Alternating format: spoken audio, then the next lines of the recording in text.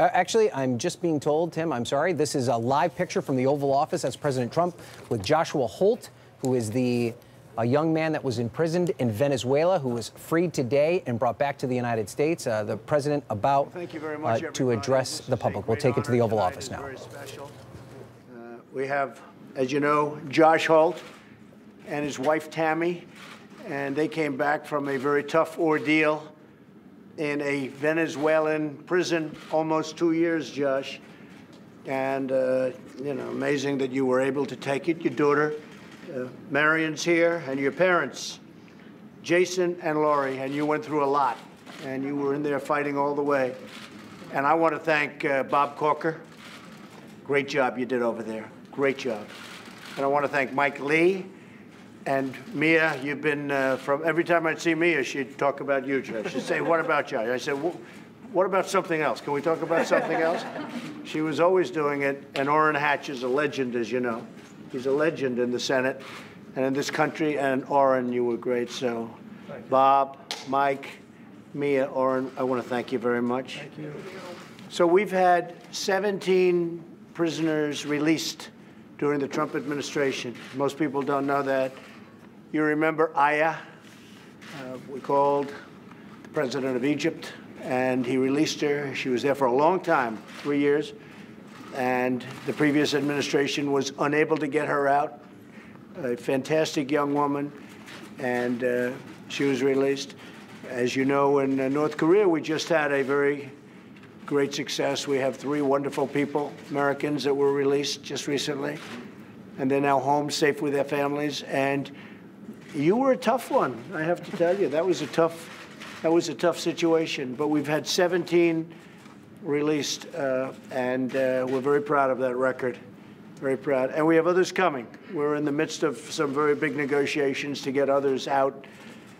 In most cases, they're Americans, but we can try and help other countries, too, where there's injustice. So we've been working very hard on it. But I just want to welcome you to the Oval Office, welcome you to the White House. It's really very special to have you both. You've gone through a lot. You've gone through a lot, more than most people could endure. I want to thank your parents for being such loving parents. You were really very, very special. You were fighting all the way. There was not a day that, there wasn't an hour or a minute that you weren't thinking about this man and calling everybody and letting us know. And we are all, as a group, very happy. The State Department has been fantastic. Where are my guys from the State Department? Where are they? You have John Sullivan. You guys were really fantastic. Look at all those people that work at the State Department. You're probably surprised to see that. But maybe I'd like to ask the parents, your great parents, if you have something to say before. Well, I'd like to get to the senators, and I'd like to get to you, Mia, and ask you also. But could I start with the parents? I just want to say thank you to you personally for everything that you've done, as well as the State Department, but all of you. I just can't even tell you. I've grown to love Senator Hatch and Mia so much. Not everybody gets to talk to Senator Hatch and Mia Love, and when everything happened last week, Mia was the one that answered her phone and was the one that got things rolling with Senator Hatch to save Josh. And it was I've never seen Mia cry before. It was a horrifying week, and she got me through it with Senator Hatch. Senator Hatch's office, I cannot tell you how much I love all of your staff. So thank you, thank you. And I also want to say thank you to President Maduro for releasing Josh and letting him come home. That's very nice. Pop?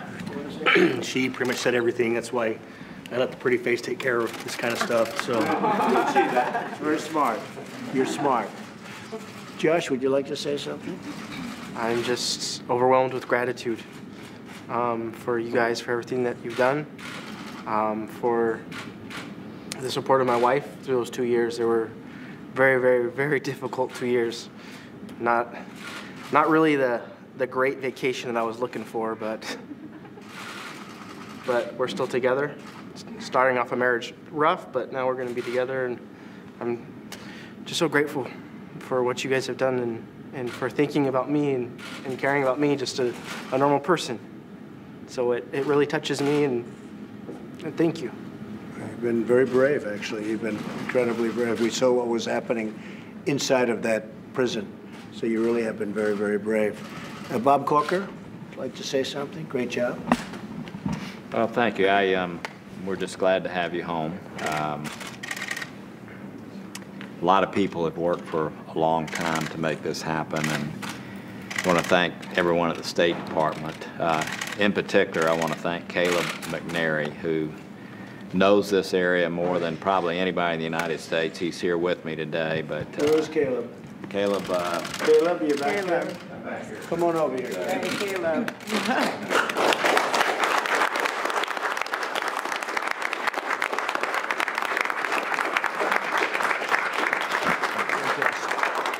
Fantastic job. That is really great. But it was quite a experience that we could almost write a book about just the last 48 hours. But we're glad we're out. We were actually, Mr. President, taking off on the runway. Nothing in Venezuela happens quite in the same way that it happens here. And we were going down the runway, and they turned the engines off, and we turned around. So we still weren't sure we were leaving until. What happened? Why did they do that? There was an instrument issue that occurred, but it finally, we got out of there, and obviously Josh had a huge smile on his face. When we landed, he did. Probably the only time that anybody was ever happy that there was a bad instrument on an airplane. That was a better alternative, right, than going back. I want to say there were people that we worked with down there that I do hope at the right time you will have the chance to thank. There are people who really want to try to affect the relationship in a good way, and you know, they were very helpful to us in getting him out of there. I know you talked with one of them last night on the phone when I was having dinner with him, and I appreciate you doing so. Yeah, that's great, Bob. That's really great. And, you know, we have Pastor Brunson, a wonderful Christian pastor, and he's right now in Turkey. He's been there a long time, and they say he's a spy, but he's not a spy. And we're going to all work, and we've been working for his release. He's having a hard time. There's a trial going on, but the trial is not so much of a trial. And we're talking to the folks in Turkey about doing something about it. But Pastor Brunson, I hope you can hear us. We'll be helping you at some point. We've been working on it for a while. He's been there a long time, and he's a totally innocent man. Mike Lee, would you like to say something? Sure. I want to thank all those who have been involved in this, to Senator Corker, Senator Hatch, Representative Love, to Caleb, to the State Department, everyone who's been involved. Josh, I want to wish you a warm welcome home. We've missed you. We've prayed for you. And Miriam and Tammy, welcome to our country, which is now your country. Quisiera extender una bienvenida a ustedes, a nuestro país, que ahora es su país, nuestro país. Very good. Oh, you understood that beautifully. It's very good. Good job. Good job. Orrin Hatch, Senator, spectacular man, please. Mr. President, I can't tell you how much I appreciate you. As you know, I was the one guy who really supported you 100%. Very early. And I do now. All right. I think you're doing a terrific job, and this shows why we support you. You actually, this was, and I have to say, these folks did a great job. I was really thrilled with the way Bob handled himself. Caleb and others did such a good job. We have good people working with us. And the folks in this delegation all very sincerely want to get Josh out of there. And the parents are just as good a people as I've ever met in my life. And you better really live a good life. That's all I can say. But this wouldn't have happened without you. We just want you to know that, and when you look back over your tenure in the presidency, this is just one of the many great things you're doing. But it's really a great thing. And to know that we can rely on you and count on you and talk to you and meet with you These are all very important things. We love you, boy, and we just want to support you every way we can. Nice. I appreciate it. And you've all been very supportive, but I really appreciate that. That's very nice. I thank you very much. Thank you. Thank you. Mia?